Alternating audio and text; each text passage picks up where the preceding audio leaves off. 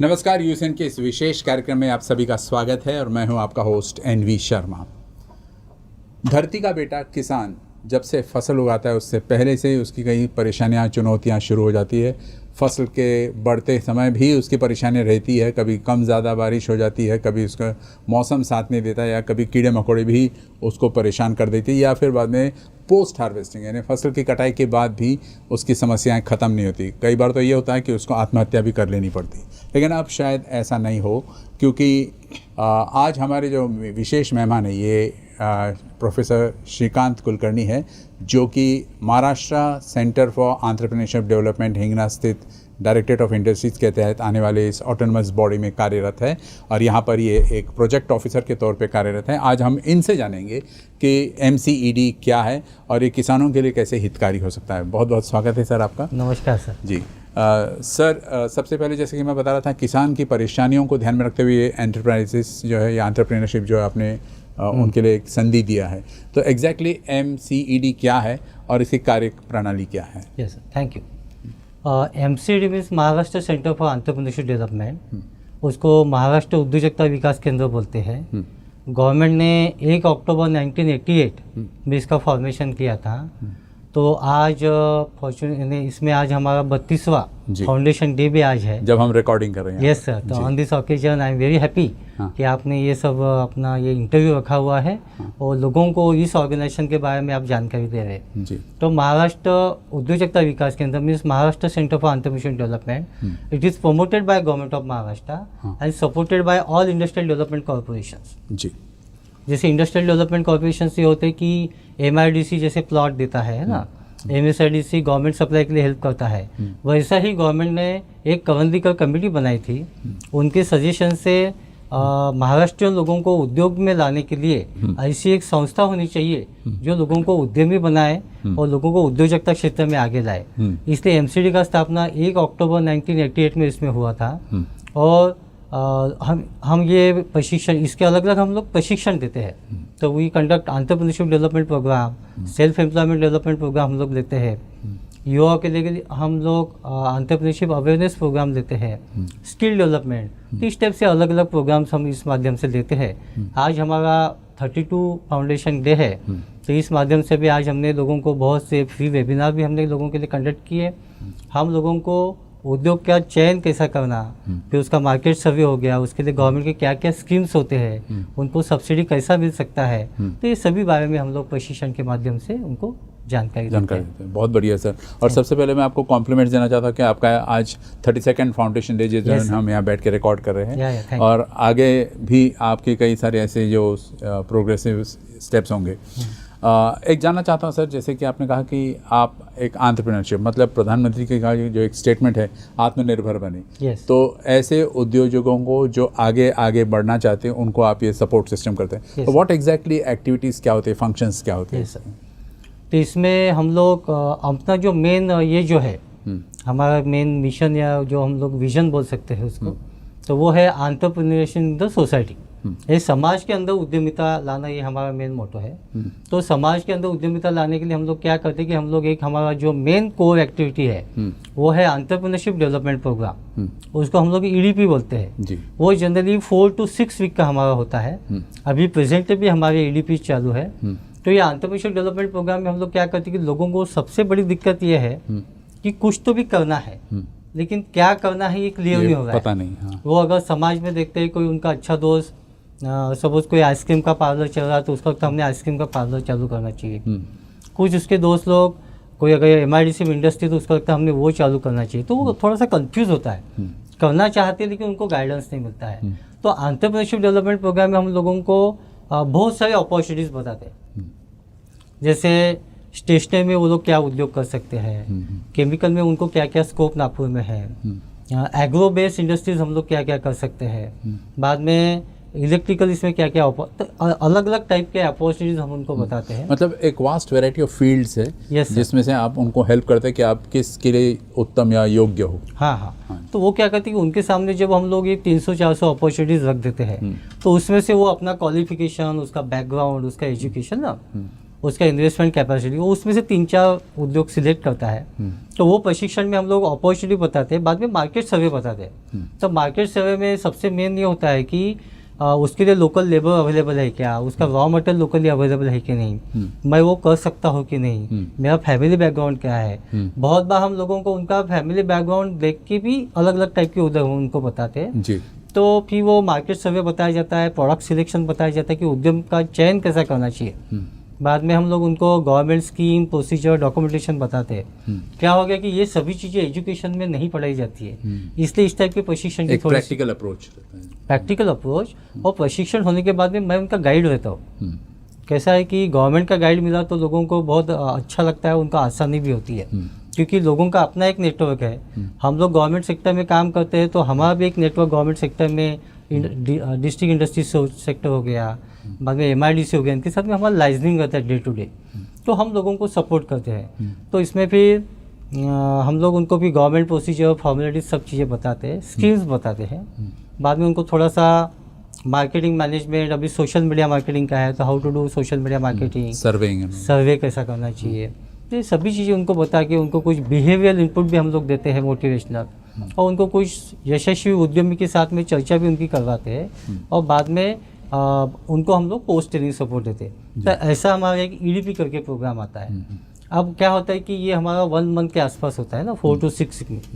अभी सभी लोगों को इतने बड़े प्रशिक्षण की आवश्यकता नहीं होती है। कुछ लोगों का छोटा छोटा उद्योग होता है, तो उनके लिए हम लोग फिर development programme for self employment हमारा 1 वीक प्रोग्राम आता है, वो भी हम उसमें लेते हैं। तो उसमें भी वो जो जनरली 5 लाख के नीचे जो एक्टिविटीज़ है वो उसमें ज़्यादा फोकस की जाती है। बहुत बार क्या होता है कि लोगों को हमको स्किल देके एंटरप्रेन्योरशिप में लाना पड़ता है। जैसे हम लोग उसको जेरोक्स रिपेयरिंग हो गया, इन्वर्टर रिपेयरिंग हो गया है ना, इस टाइप के हम लोगों को फैशन डिजाइनिंग हो गया, पार्लर का ट्रेनिंग हो गया, ऐसा टेक्निकल स्किल हम उनको देते हैं और लिटिल बिट ऑफ एंटरप्रेन्योरशिप देके वो टेक्निकल इसमें उसको टेक्नो एंटरप्रेन्योरशिप में लाते हैं। सही बात है। उसको हम एंटरप्रेन्योरशिप स्किल डेवलपमेंट प्रोग्राम होते हैं, वो भी हम लोग कंडक्ट करते हैं। अभी कॉलेज का ऐसे कि कॉलेज के जो युवा लोग हैं है ना, अभी नागपुर में आप देखेंगे कि ऑलमोस्ट टेक्निकल कॉलेजेस देखेंगे तो एक 60-70 के आसपास टोटल कॉलेजेस है। यहाँ से अभी हर साल एक 24-25 हज़ार स्टूडेंट पास होकर बाहर निकलते हैं। अब ये बाहर निकलने के बाद में उसमें से कुछ लोग they can select entrepreneurship as career choice. तो हम कॉलेज लोगों के लिए जब वो फाइनल में रहते हैं तो फाइनल ईयर के बच्चों के लिए हम लोग क्या करते हैं कि 3 दिन का एक एंटरप्रेन्योरशिप अवेयरनेस प्रोग्राम देते हैं। जैसे वो फाइनल में आता है तो उनको हम लोग जनरली यही सब चीज़ें कि गवर्नमेंट का क्या सपोर्ट मिलेगा, क्या सब्सिडीज है। आपने अभी आत्मनिर्भर भारत का नाम लिया है, तो इसके अंदर भी गवर्नमेंट की बहुत सारी योजनाएं आई है। एग्रीकल्चर इंफ्रास्ट्रक्चर डेवलपमेंट फंड के लिए 1 लाख करोड़ रुपया गवर्नमेंट ने रखा है। यानी एग्रीकल्चर से रिलेटेड जो भी एक्टिविटीज़ होंगी, पोस्ट हार्वेस्टिंग हो गया, उनको कोल्ड स्टोरेज डालना है या एग्रो प्रोसेसिंग करना है, तो इस पर कोई भी एक्टिविटी डालना है तो उसके लिए गवर्नमेंट ने agriculture infrastructure fund 1 lakh crore का उसमें प्रावधान किया है। बाद में फूड डिपार्टमेंट का उनका एक स्कीम आया जिसने 10 लाख रुपये तक हम लोगों को आत्मनिर्भर के अंदर लोन दे सकते हैं, उसमें भी उनको 35% सब्सिडी गवर्नमेंट ने दिया हुआ है। एनिमल हस्बेंड्री का भी उसमें स्कीम्स आए हुए, तो ऐसे अलग अलग स्कीम्स जो हमारे 3-4 महीने पहले जो भी डिक्लेयर होते उसके अभी सभी गवर्नमेंट जो है हमारे पास आ चुके हैं। तो युवा के लिए हम लोग EAC प्रोग्राम देते हैं, एंटरप्रेन्योरशिप अवेयरनेस प्रोग्राम जो यूथ के लिए हम लोग देते हैं। सो दैट एक क्लास में अगर 60 बच्चे हैं तो उसमें से एक 8-10 बच्चे ऐसे होते हैं कॉलेज में, उनका स्वभाव थोड़ा अलग होता है, माइंडसेट अलग है। हाँ, वो जनरली आप देखना कि उनकी लैंग्वेज ऐसी होती है, सब अपने को किसी के हाथ के नीचे काम करना अच्छा नहीं लगता। सर जो भी होगा वो अपना होना चाहिए, सर मैं बोलूँ वैसा होना चाहिए, सर मेरे को बॉस बन के जीना है, मेरे को मालक बन के जीने की इच्छा है। तो ये स्वभाव के बच्चे जो जनरली लास्ट बेंच पे बैठते हैं, बैक बेंचर्स बोलते हैं, लेकिन क्या होता है कि वो बैक बेंचर ही उद्योग डालते हैं और सामने वाले लोगों को जॉब देते हैं। एक्चुअली दिस इज अभी रियल फैक्ट है जी। तो ये 8-10 बच्चे जो कॉलेजेस में थे ये हमको पिकअप करने रहते हैं, तो हर कॉलेज से हम ऐसे 8-10 तो क्या पैरामीटर्स क्या होता है, इनको कैसे आप आइडेंटिफाई कर लेते हो सर कि पिकअप करने के लिए? तो एक तो क्या होता है कि जब हम वो लोग ट्रेनिंग देते हैं तो एंटरप्रेन्योरशिप की कुछ इनबिल्ट क्वालिटीज़ है। जैसे initiative taking is the first quality of the entrepreneur ना, पुढ़ाकार लीडरशिप बहुत उसमें होनी चाहिए। और उसका हम लोग भी SRQ देते हैं, सेल्फ रेटिंग क्वेश्चन करके एक टेस्ट होता है, और उनको हम कुछ एक 50 सवाल देते हैं, वो क्वेश्चन उसको छुड़ाते फिर उसका की रहता है हमारे जिसमें पास। उनकी साइकोलॉजी भी टेस्ट हो हाँ, जाती है। साइकोलॉजी भी टेस्ट हो जाती है। और उसमें ये जो पैरामीटर्स है, शोल्डरिंग ऑफ रिस्पॉन्सिबिलिटी हो गया, बाकी इनिशिएटिव टेकिंग हो गया, प्रॉब्लम सॉल्विंग एटीट्यूड हो गया, डिसीजन मेकिंग हो गया ना, इस टाइप के जो एटीट्यूड एंटरप्रेन्योरशिप में लगते हैं, तो ये अगर उसमें हमको देखते तो हम उसको भी पिकअप करके आगे चलते हैं। तो ये EAC करके प्रोग्राम आता है। बाद में हमारा एक उद्योजक मैगजीन भी आता है सर जी। इसमें क्या खूबियाँ हैं? हाँ, इसकी खूबियाँ ऐसी है कि अभी हम लोग सभी लोगों को प्रशिक्षण नहीं दे सकते, क्योंकि हमारा 1-1 महीने का प्रशिक्षण है। राइट। एक बैच में हम लोग 30 लोग ज़्यादा से ज़्यादा उसमें देते, 30 से 40 लोग, उसके ऊपर हम लोग ले नहीं सकते हैं। और ये लेकिन ड्यूरेशन क्या रहता है 30-40 लोगों को जो आप ट्रेनिंग देते हो? इसमें जैसे अलग अलग है। हाँ। जैसे एक 1 वीक से लेके एक 1 मंथ तक इस टाइप के प्रशिक्षण इसमें होते हैं। कुछ मैनेजमेंट डेवलपमेंट प्रोग्राम होते हैं, वो 3 दिन के कम से कम होते हैं हमारे। अभी ऑनलाइन में हमारे अभी सभी कोर्सेज आ चुके मतलब हैं। ऑलरेडी जो एंटरप्रेन्योर्स है उनके लिए भी ये ओपन है? यस। हाँ। यानी एक प्रकार का ऐसा है कि हम लोग उद्यमी बनाते हैं, ये पहला है, लोगों को उद्योजक बनाते हैं। बाद में एग्जिस्टिंग एंटरप्रेन्योर्स को अगर कुछ प्रॉब्लम्स आते हैं, बहुत से प्रॉब्लम्स आते हैं, तो उनको भी हम लोग गाइड करते हैं। उनको मार्केटिंग के इश्यूज आते हैं, रिकवरी के इश्यूज आ सकते हैं ना, तो उनको गाइड करते हैं। उनके लिए हम लोग फिर मैनेजमेंट डेवलपमेंट प्रोग्राम देते हैं। जैसे अभी आने वाले हमारे प्रोग्राम में एक पोकायुकी करके हमारा एक प्रोग्राम आ रहा है, जापानीज वे ऑफ अच्छा मैनेजमेंट है, how to eliminate human error in machine operations. अच्छा, क्या खूबियाँ इसकी ये? तो ये पोकायुकी में क्या होता है कि वो 3 दिन का मॉडल देते हैं कि जो मशीन ऑपरेशन में जो ऑपरेटर होता है, हाँ। एक्चुअली आप भी अच्छे से जानते हैं कि मशीन से ज़्यादा मैन बिहाइंड मशीन जो ऑपरेटर उसका बहुत स्किल रहना आवश्यक है। तो उसको किस टाइप से वो मशीन हैंडलिंग करना चाहिए, वो मशीन का मैनेजमेंट हो गया, ये सभी चीज़ों के लिए हम लोग उसको गाइड। तो ये हम एंटरप्रेन्योर्स को जनरल देते हैं ताकि वो अपने लोगों में इम्बिब कर सके। कि लीन ऑफिस करके आता है, काइजन करके, ये सभी नई नई चीज़ें जो आ रही है ये हम लोगों को बताते हैं। तो इसका भी प्रशिक्षण हम लोग एग्जिस्टिंग एंटरप्रेन्योर को, बहुत बार हम एग्जिस्टिंग एंटरप्रेन्योर को एक्सपोर्ट का ट्रेनिंग देते हैं। अभी हमारा एक प्रोग्राम आने वाला है कि पोस्ट हार्वेस्टिंग अपॉर्चुनिटीज़ के लिए आ रहा है। उसमें हमने 2-3 प्रोग्राम क्लब करके एक मॉडल बनाया है। अच्छा। कि लोगों ने एग्रीकल्चर का प्रोडक्शन होने के बाद में उसको प्रोसेस करना चाहिए, उससे कुछ प्रोडक्ट बनाने चाहिए और फिर उसका एक्सपोर्ट करना चाहिए। जी। Because world market is a huge market, या और वर्ल्ड में इंडियन प्रोडक्ट का बहुत ज़्यादा डिमांड है। मतलब ग्लोबल विलेज हो गया एक ग्लोबल हो गया, हाँ।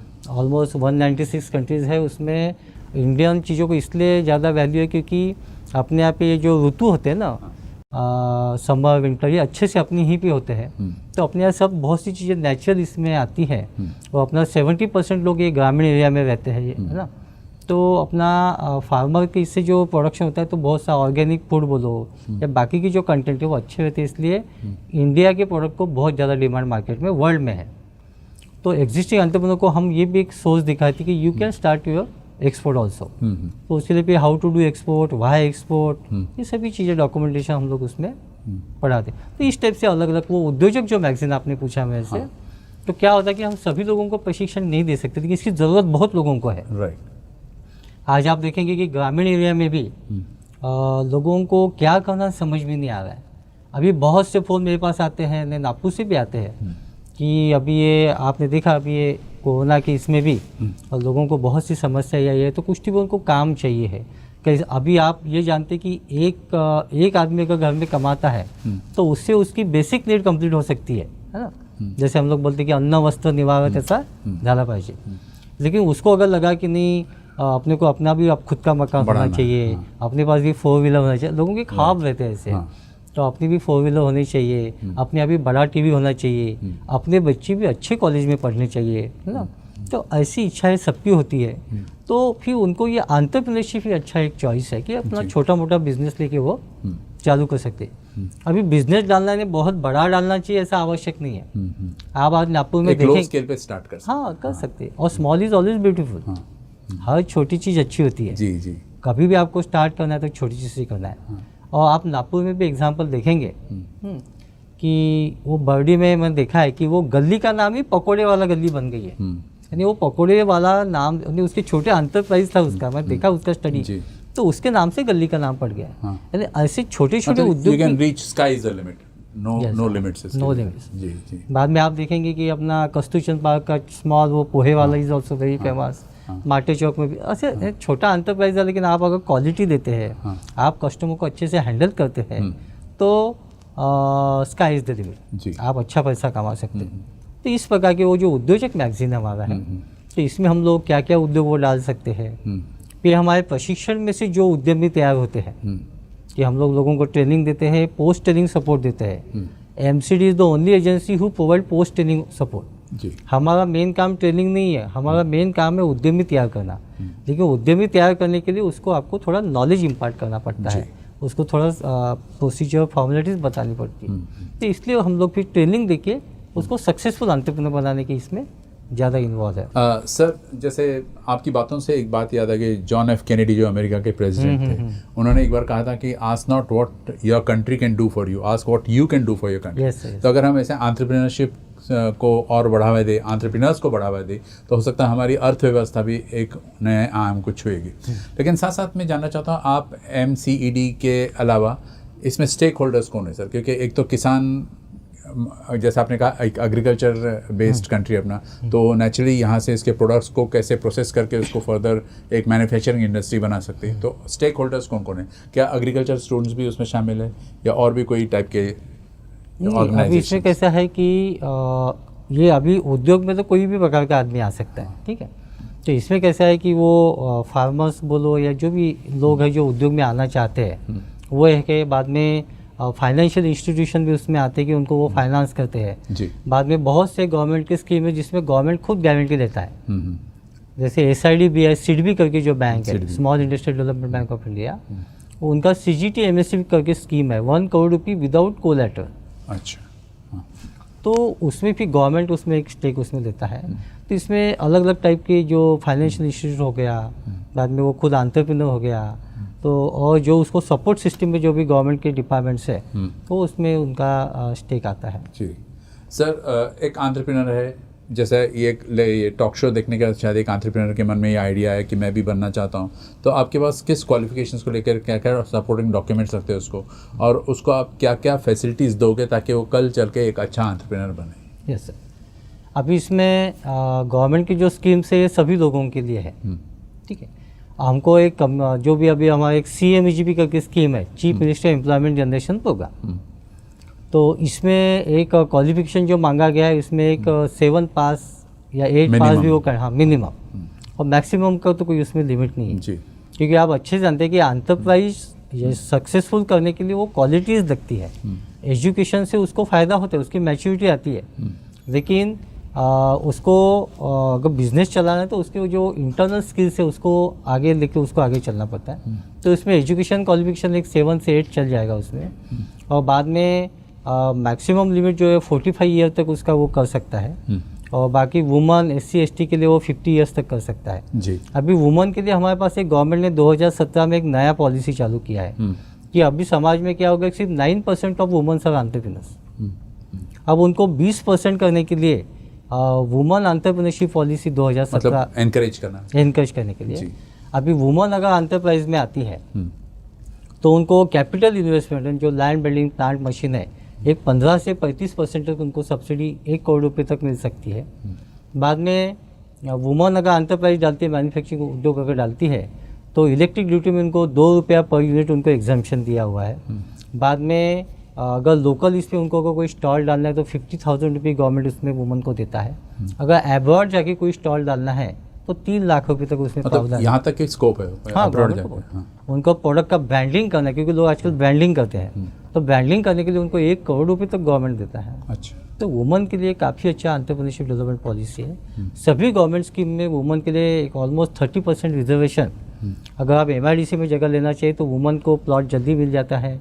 अगर कोई मॉल बनता है या कुछ ऐसा बिजनेस प्लाजा बनता है तो गवर्नमेंट गाइडलाइन के हिसाब से वहाँ पे उन्होंने वुमन एंटरप्रेन्योर्स के लिए क्यूबिकल्स या जो भी होंगे, ये वो उन्होंने राखीव रखना है, उसको रिजर्व करके रखना है। तो इस टाइप के बाद में हमारे पास prime minister employment generation programme scheme है। फिर अभी आत्मनिर्भर का आपने उल्लेख किया, वो भी अच्छी स्कीम उसमें आई हुई है। तो ऐसे अलग अलग टाइप की स्कीम है जी। एक स्कीम तो हमारे पास ऐसा भी है जिसमें एज का लिमिट नहीं है कुछ भी। अच्छा। सिर्फ वो चलता फिरता रहना चाहिए, एक्टिव हेल्दी, हाँ हेल्दी होना चाहिए। और एजुकेशन का लिमिट नहीं, लेकिन उसको काम आना चाहिए। जैसे मोटर रिबाइंडिंग एक बिजनेस है, टू व्हीलर रिपेयरिंग है, तो उसको काम आना चाहिए, गवर्नमेंट उसको फाइनेंस। अच्छा, हाँ। तो ऐसे बहुत से अलग अलग स्कीम मार्केट में है। सर, जैसे कोविड पैंडेमिक पूरे वर्ल्ड में है और इस दौरान कई सारे लोग, जैसे आपने अपने शो के दौरान कहा कि आउट ऑफ जॉब्स हो गए, अनएम्प्लॉयड हो गए, तो ऐसे लोगों के लिए तो आप बेनिफिट करोगे, लेकिन व्हाट अबाउट दोज पीपल जो एम्प्लॉयमेंट चाहते हैं? मतलब आप उनको कुछ डायरेक्ट कर देते हो, कोऑर्डिनेट कर देते हो कि ये एंटरप्रेन्योरशिप है, एंटरप्रेन्योर है और ये जो एम्प्लॉयमेंट चाहता है, तो उसका कुछ समन्वय होता है? हाँ, उसमें होता है, क्योंकि हम लोग जब डिजिटल मार्केटिंग जैसा है, सोशल मीडिया मार्केटिंग हो गया, एक्सपोर्ट मार्केटिंग एंड मैनेजमेंट हो गया, तो ये जब हम लोग कोर्सेज कंडक्ट करते हैं, जैसे अपने नागपुर में जो भी एक्सपोर्ट हाउसेस है, हर एक आदमी हल्दीराम एक्सपोर्ट करता है, यहाँ से स्पाइसेस एक्सपोर्ट होते हैं, जूट यहाँ से एक्सपोर्ट होता है, यानी अभी एक्सपोर्ट यानी सिर्फ वो सीखना पड़ेगा, बाकी it is very easy job, ऐसा कुछ इसमें कठिन नहीं है। सभी एजेंसीज उसमें है, और नागपुर में एक्सपोर्ट का लाइसेंस निकालने के लिए से सभी चीज़ें नागपुर में सभी ऑफिस है, उनको कि बाहर जाने की कोई ज़रूरत नहीं है। अगर लाइसेंस निकालना है DGFT नागपुर में, डायरेक्टर जनरल फॉरेन ट्रेड, बाद में अगर उसको major export is done by ship, तो समुद्र से जाता है, तो यहाँ पोर्ट नहीं है, तो पोर्ट तक माल ले जाने के लिए JNPT बोले या कुछ भी, तो यहाँ पे कॉन्कर करके अपना कंटेनर कॉर्पोरेशन जो है रेलवे डिपार्टमेंट का वो है, तो उनका डॉक्यूमेंटेशन करने के लिए कस्टम हाउस एजेंट CHE होते हैं। So do you help these people entrepreneurs to get into those grooves? तो क्या होता है कि ये जो एक्सपोर्ट करने वाले लोग हैं, ये हमको फ़ोन करते हैं कि सर आपके ट्रेनिंग में से जिसने ये एक्सपोर्ट मार्केटिंग कोर्स किया है, ऐसे कुछ बच्चे होंगे तो हमके दो, उनको भी प्लेसमेंट मिल जाता है। एक्चुअली हम लोग काम करते हैं एंटरप्रेन्योरशिप डेवलपमेंट के लिए, लेकिन इनडायरेक्टली वो नॉलेज आने के बाद में, क्योंकि यू नो कि नॉलेज इज़ पावर, है ना, तो वो नॉलेज आने के बाद में कुछ दिन वो कुछ उद्योग में काम करते हैं, बाद में वो खुद के एंटरप्राइज में आते हैं। और कुछ हमारे स्किल डेवलपमेंट जो प्रोग्राम्स है, जैसे लास्ट ईयर हमने गारमेंट मैन्युफैक्चरिंग का एक प्रोग्राम दिया था, क्लस्टर है नागपुर में, orange city garment cluster, government का क्लस्टर स्कीम भी आता है कि एक प्रकार के उद्योग अगर साथ में आते हैं और वो एग्जिस्टिंग एंटरप्रेन्योर के लिए वो कुछ कॉमन फैसिलिटी सेंटर अगर चाहते हैं, तो जैसे नागपुर में गारमेंट का था, तो ऊपरवाड़ी में अपना गारमेंट का क्लस्टर है, तो वहाँ एक कॉमन फैसिलिटी सेंटर है, तो वो कॉमन फैसिलिटी सेंटर सबके लिए ओपन होता है, तो वो कुछ को लोगों को अगर बाहर से अपने गारमेंट बनवाएं तो बनवा के भी उसको एक्सपोर्ट कर सकते हैं। जी। तो वो गारमेंट का प्रोग्राम हो गया, बाद में कुछ ऐसे टेक्निकल प्रोग्राम कंप्यूटर, तो इसमें हम लोग प्लेसमेंट भी करते हैं। क्योंकि आप डायरेक्टरेट ऑफ इंडस्ट्रीज़ के तहत काम करते हो, तो चाहे it could be any industry, चाहे वो बेकरी हो या कन्फेक्शनरी इंडस्ट्री हो या एनी अदर थिंग, आपने अपनी 32nd एनिवर्सरी के तौर पे आपने यहाँ पर कुछ वेबिनार अरेंज किया है और 6 से 16 10 डेज़ का प्रोग्राम है, उसके बारे में ज़रा हमारे दर्शकों को बताइए। जैसे सर अभी क्या हो गया है कि वोकल फॉर लोकल, ये अभी मेन नारा चल रहा है जी, और आत्मनिर्भर भारत के अंदर MSME का डेफिनेशन भी चेंज हो गया है। क्या हो गया कि MSME यानी माइक्रो स्मॉल मीडियम एंटरप्राइज, है ना, तो गवर्नमेंट के जो मेजर बेनिफिट्स है ये MSME उद्योग के होते हैं। अभी MSME का दायरा बढ़ा दिया गया है ना, जो पहले छोटा था कि वो माइक्रो क्या है, ये सभी तो भी बढ़ गया है, ठीक है। अभी ये बढ़ने के बाद में क्या होगा कि लोगों को अभी बहुत ज़्यादा स्कोप आ गया है। अभी वो MSME का डेफिनेशन चेंज हो गया है। सेकंड थिंग ऐसा होगा कि 200 करोड़ तक की जो टेंडर है, ये टेंडर पहले ग्लोबली उसको पब्लिश किया जाता था, तो फॉरेन के भी कंपनीज आती थी। अभी ये नए आत्मनिर्भर भारत में उन्हें 200 करोड़ तक के टेंडर लोकली पब्लिश होंगे, यानी MSME को मिलेंगे, ये भी उसमें एक उसने किया हुआ है। तो ये सभी चीज़ों के लिए हमने क्या किया है कि अभी उद्योग के लिए अगर रॉ मटेरियल अगर अवेलेबल है, जैसे फार्म प्रोड्यूस या जो भी होगा, तो इसके लिए अभी हमने 6 तारीख से एक प्रोग्राम लगाया है यहाँ पे। 6 तारीख से 16 तारीख तक हमने 10 दिन का प्रोग्राम लगाया है। इट इज़ ऑनलाइन प्रोग्राम, और ये ऑनलाइन प्रोग्राम में हम लोगों को post harvesting opportunities in agriculture, food processing, बाद में ग्रेन प्रोसेसिंग, अच्छा, ये सभी चीज़ें यहाँ पकती है। ज्वारी बाजी हो गया, भंडार में राइस है ना, इस प्रकार के गेहूँ है इधर, या जो भी फ्रूट यहाँ पे है, जैसे अपने नागपुर में ऑरेंजेस है, तो ऑरेंजेस कैसे it is a perishable item, तो उसको एक्सपोर्ट करना रहा। अभी एक तो मेन शिप से जाएगा, तो ऑरेंज का पैकिंग अच्छा होना चाहिए। बाद में वो समुद्र का पानी आपको मालूम है, तो उससे वो उसको कुछ इम्पैक्ट होता है। तो अगर ऑरेंज का अगर वो पल्प निकाल देते हैं, या उसका कुछ स्क्रैच बनाते, जूसेस बनाते, प्रिजर्व कर ले, उसको प्रिजर्व करते, तो वो उसका एक्सपायरी 1-1.5 साल होता है, तो उसको फिर वो लोग मतलब एक्सपोर्ट, शेल्फ लाइफ बढ़ जाती है जिस वजह से। शेल्फ लाइफ बढ़ता है, प्लस उसका वैल्यू एडिशन बहुत ज़्यादा है सर। आप पोटैटो देखेंगे, जैसे 20 रुपये किलो थोक में है, तो उसके चिप्स 200 रुपये किलो है ना। तो इस प्रकार से आप देखेंगे तो सोयाबीन, अभी सोयाबीन महाराष्ट्र में हर कोने में बनता है जी, ठीक है। अभी क्या फार्मर्स क्या करते हैं कि जो गवर्नमेंट का रेट होगा उनको बेच देते हैं, वो रेट से जो भी पॉसिबल है, या उनको वो प्रकार से उसको भाव नहीं मिलता है। 1 किलो सोया से 7 लीटर मिल्क बनता है। करेक्ट। सोया का पनीर भी मार्केट में आ गया है। और अभी का जो देखेंगे कि लोग प्रोटीन डाइट पे बहुत फोकस कर रहे हैं, तो soybean very rich in proteins, तो डायरेक्ट हम बहुत कम सोयाबीन खाते हैं। तो सोयाबीन का पनीर हो गया, बाद में आपने देखा होगा कि सोयाबीन के भी वो नगेट्स आते हैं, सोयाबीन मिल्क आता है, तो सोयाबीन के कुछ ऐसे स्नैक्स जैसे भी कुछ item market, wide scope to this entrepreneurs to get into one of these group. Yes sir, वो उसमें आ सकते हैं। तो अभी ये जो प्रोग्राम है, तो इसमें हम जो लोगों को बताने वाले हैं कि पोस्ट हार्वेस्टिंग अपॉर्चुनिटीज में, तो इसमें हम लोगों ने ये 4 तो सेक्टर, जैसे ग्रेन है, अभी मल्टी ग्रेन का बहुत चलन आ गया है ना। तो मल्टी ग्रेन आटा हो गया, बाद में जैसे फ्रूट से जो भी चीज़ें बनती हैं, इवन ब्लेंडेड ऑयल, ये सब ब्लेंडेड ऑयल, हाँ वो भी उसमें आता है। तो इसमें हम लोग राइस, वीट, ज्वारी, बाजरी, इसको प्रोसेस करके क्या बना सकते हैं ये बताने वाले हैं। बाद में इसमें हमने बेकरी का भी इसमें रखा हुआ है कि बेकरी एंड कन्फेक्शनरी के बारे में बताएंगे। बाद में सोया से क्या क्या, सोयाबीन से क्या क्या बना सकते, उसमें एक 15-20 प्रकार के प्रोडक्ट है। एक राइस जो है, राइस से 108 टाइप के प्रोडक्ट बनते हैं प्रोसेस करने के बाद में। तो इस प्रकार से ये सभी चीज़ें को प्रोसेस करके हम लोग क्या क्या बना सकते हैं, बाद में उसको एक्सपोर्ट कैसे कर सकते हैं, लोकल मार्केट भी कैसे कर सकते हैं। तो ये 10 डेज का वेबिनार है। हाँ, तो इससे पहले अपॉर्चुनिटीज़ बताएंगे। अपॉर्चुनिटीज बताने के बाद में उसका फिर मार्केट सर्वे कैसा होना चाहिए, प्रोजेक्ट रिपोर्ट जो बैंक के लोग मांगते हैं। कोई भी आदमी बैंक में लोन मांगे जाता है तो उसको बोलते हैं कि आपका प्रोजेक्ट रिपोर्ट कहाँ पे। अभी क्या है कि कॉमन आदमी को प्रोजेक्ट रिपोर्ट क्या मालूम ही नहीं है। राइट। तो प्रोजेक्ट रिपोर्ट में क्या होता है, fix asset and working capital. Fix asset and land, building, plant, machine में कितना खर्चा आने वाला है, दिस इज फिक्स एसेट। और वर्किंग कैपिटल में रॉ मटेरियल परचेस करके लोगों के हाथ तक जाने तक जो भी खर्चा है, रॉ मटेरियल परचेस किया, लेबर का पेमेंट हो गया, इलेक्ट्रिक बिल हो गया, पैकेजिंग का खर्चा हो गया, तो ये सभी जो साइकिल आती है पूरी, तो ये working. You help them to prepare that project. Yes sir, तो इसमें प्रोजेक्ट रिपोर्ट का भी गाइडेंस मिलेगा। बाद में इसमें हम लोगों ने एक्सपोर्ट का भी ऐड किया हुआ है। अभी जो programme post harvesting opportunities in ये जो ग्रेन पल्सेस जो भी इसमें आया हुआ है, तो इसमें हम लोग वेजिटेबल्स, हाँ फ्रूट वेजिटेबल भी उसमें आया है। अभी आप वेजिटेबल का देखो कि अभी प्रॉब्लम ऐसा है कि हर सीज़न में हर फल नहीं मिलते हैं। या अभी आप ये सीज़न में देखो कि जैसे आप अभी पालक लाते हैं तो आजकल पालक भी अच्छी मिलती नहीं है। तो ये पालक का अगर डिहाइड्रेशन करते आप, उसका अगर पानी निकाल लेते तो ये पालक आपका सालों साल चल सकता है। जैसा मिल्क का भी आजकल हो रहा है। हाँ। बाद में फ्रूट का भी ऐसा होता है, जैसे अभी अंगूर खाने की इच्छा होगी, अभी अंगूर रेडीली अवेलेबल नहीं है, अगर अंगूर का डिहाइड्रेशन करते हैं तो वो भी सालों साल उसको भी एक्सपोर्ट भी कर सकते हैं। तो ये कैंड इंडस्ट्रीज के लिए भी बेनिफिशियल है। Yes sir. तो ये बताने के बाद में फिर हम लोग how to do export, why export, फिर how to identify foreign buyer, फिर एक्सपोर्ट की क्या, ये भी हमने इसमें रखा हुआ है। इसमें भी हमने गवर्नमेंट की जो प्रोसीजर, फॉर्मेलिटी, जो स्कीम्स है, chief minister employment generation programme, prime minister employment generation programme, फिर सिडबी का जो CGT MSc मैंने आपको बताया कि 1 करोड़ रुपये तक विदाउट कोलैटरल है ना। तो इस प्रकार की योजनाओं का प्रचार प्रसार इसमें होगा, वो भी इसमें वो डिपार्टमेंट के लोग आके यहाँ पे बताते हैं ऑनलाइन। बाद में इसका मार्केटिंग कैसा करना चाहिए, तो इस और आत्मनिर्भर भारत, ऐसा ही हमने एक 10 डेज का मॉडल। 10 डेज का एक प्रोग्राम। अलावा इसके सर जैसे 8 अक्टूबर से 10 अक्टूबर या 11 अक्टूबर तक आप एक और वेबिनार सेमिनार कंडक्ट कर रहे हो। तो what is the difference between this seminar and that one? ये जैसा है कि ये पोस्ट हार्वेस्टिंग पे है, ये थोड़ा टेक्निकल इसमें जाएगा। और ये बड़ा प्रोग्राम इसमें है।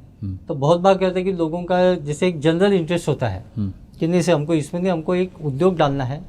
कुछ कुछ लोगों का नीड अलग है। वो नीड कैसा होता है कि सर एक कोई तो भी उद्योग आप बताइए, फिर वो उद्योग का उसके लिए कैसा प्रोजेक्ट रिपोर्ट बनाना है, और उसके लिए जगह होगी कैसी फाइनल होगी, उसके लिए क्या लोन स्कीम्स है, वो मैं करना चाहता हूँ। या कुछ लोगों का प्रोजेक्ट थोड़ा सा आइडेंटिफाइड भी होता है। तो हमारा जो 8 से जो प्रोग्राम 11 तक है, वो है कि how to set up MSME और small business, government schemes and subsidies. तो वो प्रोग्राम में इतना ही टॉपिक है और ये करके वो अपना खुद का अंतर्विष स्टार्ट कर सकता है। मतलब 3-4 डेज में वो ये सब 4 डेज में वो अपना खुद का ट्रेन हो जाता है। हाँ, ट्रेन होता है। और ट्रेनिंग के बाद में हम लोग उसको बहुत सपोर्ट करते सर, कि हमारा मेन काम उद्यमी तैयार करना है, इसलिए हम हमारे बच्चों को पोस्ट ट्रेनिंग सपोर्ट, ट्रेनिंग के साथ में भी उनके साथ रहते हैं और ट्रेनिंग के बाद में उनके साथ में ही रहते हैं। क्योंकि प्रोजेक्ट ऑफिसर का एक ड्यूटी रहता है कि how many peoples he has trained, इसके ऊपर मेरा इवैल्यूएशन नहीं होता है। मेरा इवैल्यूएशन होता है कि आपने अगर 100 लोगों को ट्रेनिंग दिया तो उसमें से कितने लोगों ने उद्योग शुरू किया, या फिर कोई उद्यमी आपके पास आता है तो उसको कुछ हेल्प हुआ क्या, उसको मार्केटिंग की हेल्प हुआ क्या, उसका एक्सपांशन हुआ क्या, मॉडर्नाइजेशन हुआ क्या, इस प्रकार से वो है। तो हमारी scheme it is for upcoming entrepreneurs also और it is for existing entrepreneur also. ये दोनों टाइप की हम लोग इसमें। जी, एक समय के अब हमको इस कार्यक्रम को रोकना होगा, लेकिन एक जानना चाहता हूँ आपसे कि जैसे आप UCN पे आज आए हो और ये रिकॉर्डिंग के माध्यम से कई लोगों तक विदर्भ में, MP में पहुँच जाएगा ही, बट पब्लिसिटी के लिए आप क्या करते हो? बिकॉज एंटरप्रेन्योर्स की कमी नहीं यहाँ पर, अनएम्प्लॉयड की कमी नहीं यहाँ पर, तो इन तक आप कैसे रीच कर लेते हो सर? अभी हम लोग इसमें भी 2-3 प्रकार से, कि पेपर जो न्यूज़पेपर होता है उसमें हम लोग जनरली प्रेस सीरीज देते हैं। बाद में अभी सबसे मेन मीडिया है सोशल मीडिया, फेसबुक हो गया, इंस्टाग्राम हो गया, या वहाँ अलग अलग प्लेटफॉर्म से हम लोगों के पास पहुँचते हैं। और ऑलरेडी हमारे पास बहुत से ग्रुप्स भी होते हैं और लोग हमको बहुत सपोर्ट करते हैं, जिसको हमने बेनिफिट दिया है। तो हमारा पुराना कस्टमर भी हमारे नए कस्टमर के पास हमको ट्रेनिंग के स्टूडेंट के पास लेके जाता है। तो इस प्रकार से वो सभी चीज़ें हम लोग इसमें मार्केट करते हैं। चलते चलते एक मैसेज खासकर बडिंग एंटरप्रेन्योर्स के लिए तो क्या रहेगा? तो वो ऐसा रहेगा कि कल हमारा सर वेबिनार है 11:30 बजे पोस्ट हार्वेस्टिंग पे। जिन लोगों को इसमें इंटरेस्ट है, मेरा नंबर भी आप उसमें ये कर सकते, दे सकते हैं जी। तो स्क्रीन पे चलेगा? हाँ, स्क्रीन पे चलेगा। तो वो उसके लिए आप रजिस्टर कीजिए। कल एक फ्री वेबिनार रखा है। जैसे आपने बहुत अच्छी अपॉर्चुनिटी लोगों के पास पहुंचने के लिए, लेकिन कल हमने इसका 1 घंटे का फिर से एक डिटेल वेबिनार रखा है, जिसमें हम लोगों को गाइड करेंगे कि इसका क्या फ़ायदा होने वाला है। हमारे सर्टिफिकेशन जनरली लोन केसेस में मांगते हैं कि have you done your EDP course. जो लोग ट्रेंड रहते हैं उनको बैंक पहले प्रीफर करती है। तो वो वेबिनार वो अटेंड करे और हमसे 1-to-1 कांटेक्ट करे। जब मैं लोगों को ज़रूरत है, लोग करना चाहते हैं, मैं मदद करने के लिए तैयार हूँ। गवर्नमेंट के लोन स्कीम भी उनके साथ में है, ये सभी, वो आत्मनिर्भर उनके साथ में है। तो ये सभी चीज़ें जो अगर उनके साथ में है तो उन्होंने आगे बढ़ना चाहिए। मेरा लास्ट में ऐसा आह्वान रहेगा कि दोस्तों उठो, जागो और आगे बढ़ो, और तब तक ना रुको जब तक आप लक्ष्य को प्राप्त ना करो। Very good sir. तो इस प्रकार से मेरा लोगों से ये रहेगा, जुड़े रहो। गवर्नमेंट ऑफिसर से डरने की कोई ज़रूरत नहीं है, उनसे दोस्ती करो। लोग क्या करते हैं कि गवर्नमेंट ऑफिसर से थोड़ा ये दूर भागते हैं, तो भागने की कोई ज़रूरत नहीं। अभी नागपुर में जितने भी गवर्नमेंट ऑफिसर्स हैं, आप उद्योग भवन में देखिए कि वहाँ पे अशोक धर्माधिकारी साहब जॉइंट डायरेक्टर ऑफ इंडस्ट्री है, बाद में वहाँ गजेंद्र भारती GM साहब हैं, हमारे आलोक मिश्रा जी वहाँ पे रीजनल ऑफिसर है। Yes sir. और ये सभी टीम बहुत अच्छा है नागपुर में, वातावरण अच्छा है, तो लोगों ने इसका ज़रूर फायदा करना चाहिए, ऐसा मेरे को लगता है। Thank you very much, it was a pleasure talking to you. और ये जो मैसेज दिया, मेरे ख्याल से जो युवा एंटरप्रेन्योर है वो ज़रूर इसका लाभ उठाएगा। Thank you so much. Thank you sir, thank you.